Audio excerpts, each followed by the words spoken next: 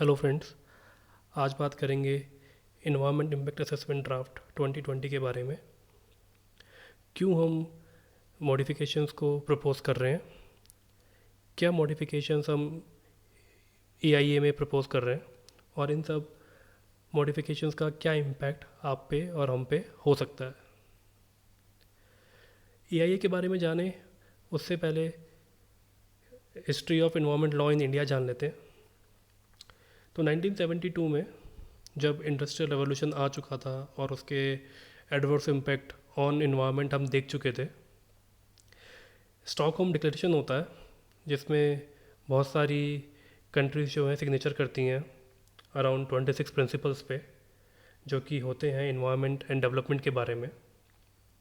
और इस डिक्लेरेशन के अकॉर्डिंग कोई भी कंट्री अगर इन्वायरमेंट को कुछ भी नुकसान पहुंचाती है तो वो उसके लिए रिस्पॉन्सिबल होगी और उनको उस चीज़ की रिस्पॉन्सिबिलिटी एक्सेप्ट करनी पड़ेगी। उसके बाद 1974 और 1981 में हम लोग जो है वाटर और एयर पोल्यूशन एक्ट लेके आते हैं, बट अभी तक भी हमारे पास कोई इन्वायरमेंट प्रोटेक्शन एक्ट नहीं होता है। फाइनली 1984 में जब भोपाल गैस लीक डिज़ास्टर होता है, हम लोग जागते हैं और एक इन्वायरमेंट प्रोटेक्शन एक्ट ऑफ 1986 बना देते हैं। अब इस इन्वायरमेंट प्रोटेक्शन एक्ट के अंदर ही जो है EIA का भी जिक्र था कि EIA नॉर्म्स होने चाहिए ताकि हम एक प्रॉपर लीगल जो है फ्रेमवर्क तैयार कर सकें। कोई भी कंपनी अगर काम करना स्टार्ट करना चाहती है इंडिया में या कोई इंडस्ट्री लगना चाहती है तो उससे पहले एक इन्वायरमेंट क्लियरेंस चाहिए होगा। तो 1994 में जो है पहली बार EIA वजूद में आता है और 2006 में हम पहली बार उसमें कुछ मॉडिफिकेशंस करते हैं। अब EIA के बारे में थोड़ा जान लेते हैं। तो EIA बेसिकली एक रिपोर्ट है जो कि किसी भी कंपनी या प्रोजेक्ट को प्रिपेयर करनी पड़ती है, कोई भी काम जो है अपना जो है वो प्रोजेक्ट स्टार्ट करने से पहले। तो एक तरीके का इन्वायरमेंट क्लियरेंस इनको लेना पड़ता है इन्वायरमेंट मिनिस्ट्री से। तो अब क्या होता है कि अगर आपको कुछ भी कहीं एक फैक्ट्री लगानी है, कोई आपको जो है माइनिंग का काम स्टार्ट करना है, कोई थर्मल पावर प्लांट, कोई न्यूक्लियर पावर प्लांट, या कोई रियल एस्टेट के लिए आप कुछ काम करना स्टार्ट करने वाले हो, या कोई नया कोई इंडस्ट्रियल प्रोजेक्ट कोई आप स्टार्ट करने वाले हो, तो आपको एक रिपोर्ट तैयार करके बताना है कि उसका क्या इम्पैक्ट हो सकता है ह्यूमन हेल्थ के ऊपर, या फिर सोशियो इकोनॉमिक और कल्चरल जो डाइवर्सिटी है उसको वो कैसे जो है बेनिफिट कर सकता है या फिर जो है एडवर्सली इम्पैक्ट कर सकता है। तो ये आपको इन्वायरमेंट क्लियरेंस चाहिए होता है। अब हमारी इंडस्ट्रीज़ जो हैं, जो कंपनीज़ हैं, उनकी साइड से ये कंप्लेंट्स काफ़ी टाइम से थी कि जनरली इन सब क्लियरेंसेस में बहुत ज़्यादा टाइम लग जाता है, जिसकी वजह से उनको लॉसेस होते हैं और जो उनके प्रोजेक्ट्स हैं वो टाइम पे स्टार्ट नहीं हो पाते।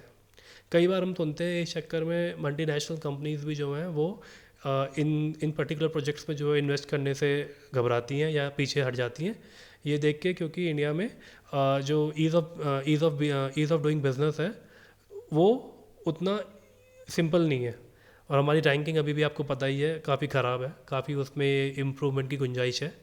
और गवर्नमेंट ने ये सब चीज़ें सोचते हुए ही जो है ये मॉडिफिकेशंस जो है कुछ तो इंट्रोड्यूस किए, बट इन मॉडिफिकेशंस में कुछ कुछ जो है लूप होल्स हैं, और अभी इसीलिए जो है काफ़ी जो है क्रिटिसिज्म भी हो रहा है गवर्नमेंट का इन पर्टिकुलर मॉडिफिकेशंस को लेके।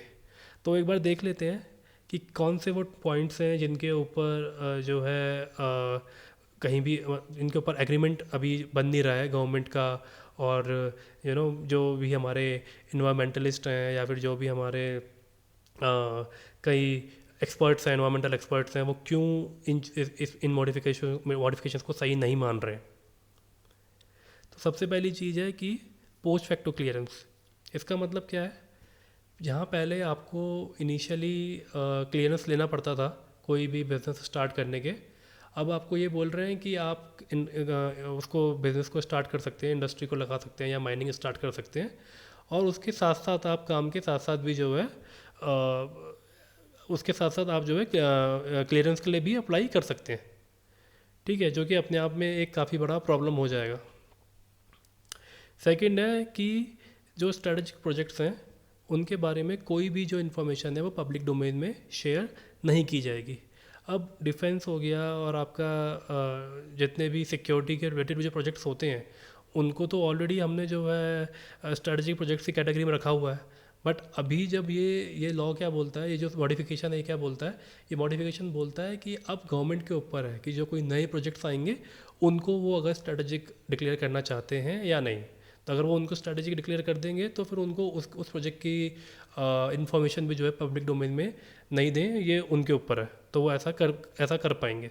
तो अगेन ये चीज़ भी जो है हमारा जो प्रोटेक्शन, जो इन्वायरमेंट प्रोटेक्शन एक्ट था ओरिजिनल, उसके साथ जो है सही नहीं बैठती है। थर्ड चीज़ क्या है कि जो कंप्लायंस रिपोर्ट है जो पहले बाई ईयरली होती थी, अब जो है ईयरली होगी। तो अगर कोई प्रॉब्लम है तो उसके लिए अब 6 महीने और लग जाएंगे हमको उसको आइडेंटिफाई करने में। फोर्थ प्रॉब्लम जो है, पब्लिक हियरिंग को हटा दिया गया है। बेसिकली पहले पब्लिक डोमेन में जो है इंफॉर्मेशन रखी जाती थी एंड देन उनसे कंसर्न्स पूछे जाते थे। तो अभी क्या हो जाएगा कि पब्लिक डोमेन से आप पब्लिक हियरिंग को ही आप हटा दे रहे हो, और गवर्नमेंट के ऊपर है कि वो कौन से इंडस्ट्रियल एंड कंस्ट्रक्शन प्रोजेक्ट्स में जो है पब्लिक इन्वॉल्वमेंट रखती है या नहीं रखती है। और इवन इन केस अगर वो रखती है तो आपको जो है 20 डेज़ के अंदर ही जो भी अपना कॉन्फ्लिक्ट है या जो भी आपका डिसएग्रीमेंट है वो 20 डेज़ के अंदर अंदर ही बताना पड़ेगा, जो कि पहले 30 डेज़ था। तो यहाँ पे भी जो है इन्होंने जो टाइमलाइन है उसको कम कर दिया है। नेक्स्ट आप देखेंगे कोई भी कंस्ट्रक्शन प्रोजेक्ट जिसकी जो जो जो कि 1,50,000 स्क्वायर किलोमीटर से कम का है, उसके लिए कोई भी डिटेल्ड स्क्रूटनी अब नहीं करनी पड़ेगी। जो एग्जिस्टिंग एक्ट है उसमें 20,000 स्क्वायर मीटर्स की लिमिट थी, अब इसको इन्होंने 7.5 टाइम्स बढ़ा दिया है। और लास्ट पॉइंट जो है, कोई भी सिटीजन जो है वो रिपोर्ट नहीं कर पाएगा ये सब जो प्रॉब्लम्स हैं। ये बस कोई गवर्नमेंट अप्रूव पार्टी जिसको गवर्नमेंट खुद आइडेंटिफाई करेगी, या फिर जो भी कोई प्रोजेक्ट प्रोपोनेंट है वो ही कर पाएंगे। तो ये जो है सबसे बड़ी प्रॉब्लम है, क्योंकि अब क्या है कि नॉर्मल जो लोग वहाँ रह रहे हैं, सपोज करिए कोई प्रोजेक्ट वहाँ पे लग रहा है, लोग जो आसपास में रहने वाले हैं, अगर गवर्नमेंट उसको एक स्ट्रैटेजिक प्रोजेक्ट बना देती है या फिर बोल देती है कि भाई ये तो स्ट्रैटेजिक प्रोजेक्ट है, तो वो लोग तो उसके अगेंस्ट कुछ वॉइस रेस कर ही नहीं पाएंगे। आप सोचिए कई सारे हमारे जो हाईवेज़ हैं वो नेशनल पार्क्स के थ्रू होके जा रहे हैं, वहाँ पे जो लोग रहने वाले हैं या फिर जो लोग उसको जो है ठीक नहीं समझते हैं, वो लोग तो कभी अपना ओपिनियन रख ही नहीं पाएंगे कि क्या प्रॉब्लम है उसको वहाँ से ले जाने में। गवर्नमेंट इजीली जो है हाईवेज़ में या वो नेशनल पार्क्स में या कहीं पे भी हाईवे बना देगी। तो ये सारे कंसर्न्स को देखते हुए लोगों ने ये रिक्वेस्ट गवर्नमेंट से कर रहे हैं। काफ़ी सारे जो हैं NGOs हो गए, काफ़ी सारे जो है इन्वायरमेंटलिस्ट हैं, वो सब के सब जो है रिक्वेस्ट कर रहे हैं गवर्नमेंट से कि वो एक बार फिर से जो है इन सब मॉडिफिकेशंस को देखे और उसके बाद ही जो है इनको जो है फाइनली एक्ट में लेके आएँ। अभी एक कुछ इंसिडेंट्स भी रिसेंटली हुई है जहाँ पे इन सब नॉर्म्स की अनदेखी हुई थी और उसके बाद जो है काफ़ी डिज़ास्टर हुए हैं। जैसे कि गैस लीक हुई थी अभी LG पॉलीमर्स लिमिटेड में May 7 को। भागजन ऑयल फील्ड में जो है असम में आग लग गई थी। दोनों ही इनमें काफ़ी डेथ्स भी हुई हैं।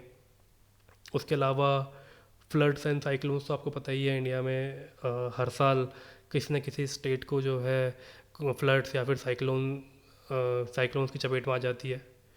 और इन सब का एक एडवर्स इम्पैक्ट होता है हमारी इकॉनमी पे, क्योंकि जब भी कोई फ्लड आ रहे हैं, साइक्लोन आ रहे हैं, इसमें काफ़ी खर्चा होता है। एक तो बहुत पब्लिक प्रॉपर्टी डिस्ट्रॉय होती है, उसके बाद गवर्नमेंट भी जो है आके कुछ स्टिमुलस पैकेज देती है।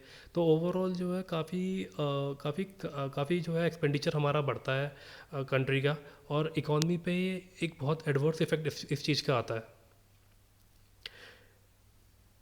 अब हम क्या कर सकते हैं? हमने देख लिया, जान लिया, समझ लिया AIA को, उसके मॉडिफिकेशंस को, और ये लिंक मैं आपके साथ यहाँ पे शेयर कर दे रहा हूँ। मैं कमेंट बॉक्स में भी, नीचे डिस्क्रिप्शन में भी डाल दूँगा। अगर आपको टाइम मिले आप इस PDF को ज़रूर पढ़िए एक बार। और अगर आपको लगता है कि ये जो मॉडिफिकेशंस हैं जो अभी इस बिल में इंट्रोड्यूस किए जा रहे हैं या फिर होने वाले हैं, ये सही नहीं है, या फिर इनको एक बार फिर से रिविज़िट करना चाहिए, इनको फिर से एक बार इवैल्यूएट करना चाहिए, तो आपके पास टाइम है अगस्त 11 तक का। ये डेडलाइन है फॉर पब्लिक फीडबैक। तो तब तक आप अगर चाहें तो आप अपना फीडबैक दे सकते हैं मिनिस्ट्री को। और उसके लिए मैंने ऑलरेडी यहाँ पे जो हैं दोनों ईमेल्स जो हैं मेंशन कर दिए हैं, इनको मैं डिस्क्रिप्शन बॉक्स में भी डाल दूँगा। तो प्लीज़ ज़रूर इस पीडीएफ के थ्रू जाइए, ये पूरा पूरा इन्वायरमेंट क्लियरेंस का जो हमारा जो भी एआईए का जो ड्राफ्ट है, इसको आप एक बार पढ़िए। और अगर आपको लगता है कि इसको पास होने से पहले हमें वेट करना चाहिए, तो ज़रूर जो है इन दोनों ईमेल आईडीज़ पे ईमेल भेजिए। सो या दैट्स ऑल फॉर टुडे। अगर आपको आज का वीडियो अच्छा लगा हो, इन्फॉर्मेटिव लगा हो, तो प्लीज़ लाइक कीजिए, चैनल को शेयर कीजिए। मैं आने वाले टाइम में ऐसे इश्यूज़ और ऐसी सब बातों के ऊपर वीडियो बनाता रहूँगा।